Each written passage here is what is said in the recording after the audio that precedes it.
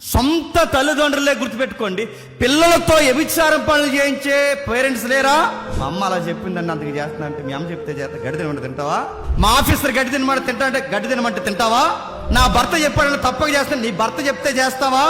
గుర్తుపెట్టుకో, ఏది చెయ్యాలో ఏది చేయకూడదో, ఏది ఆగాలో ఏదికి ముందుకెళ్ళాలో నీకు కాన్షియస్ పని చేయాలి.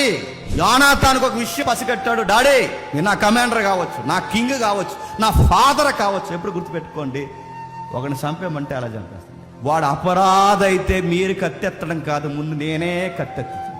వాడు దొంగ సన్నాసిగాడైతే ముందు మీరెత్తడం కాదు, నేనే ఎత్తుతాను. కానీ నిరపరాధి రక్తం సిందించుట యెహోవా దృష్టికి మంచిది కాదు డాడీ. నేను గుర్తుపెట్టుకోండి, మీ తండ్రులు ఎలాటోలైనా తండ్రి చేసే ప్రతి నీచమైన పనిలోకి జయ కొట్టేస్తే మీరు ఉత్తమ కొడుకులు అయిపోతారా? మీ తండ్రి ఎలాంటి సన్నాసి పనులు చేసిన వాళ్ళందరికీ మీ తండ్రికి జేజేలు కొట్టేస్తే మీరు ఉత్తమ కొడుకులు అయిపోతారా? మీ నాన్న సంపాదన యథార్థమైనది కాదు, మీ నాన్న సంబంధాలు యథార్థమైనవి కాదు, మీ నాన్న సలహాలు యథార్థమైనవి కాదు, మీ నాన్న చేస్తున్న పనులేవీ మంచివి కాదు. కానీ అలాంటి నాన్నకి ఎంతవరకు నువ్వు కొడుగ్గా ఎంతవరకు ఉండాలి అంతవరకే ఉండాలి. నాన్న ఎదుటోడు నెల్లి చంపారంటే చంపేస్తావా?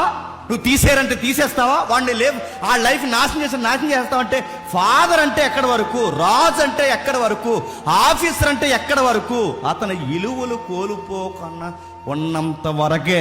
విలువలు కోల్పోయే పనులు చెప్తే చేస్తామా? ఫాదర్ అయినా ఆఫీసర్ అయినా ఎవడవైనా నువ్వు దేవుని చట్టానికి వ్యతిరేకమైన సలహాలు ఇస్తే నేను చేయను గాక చెప్పండి, చేయండి డాడీ.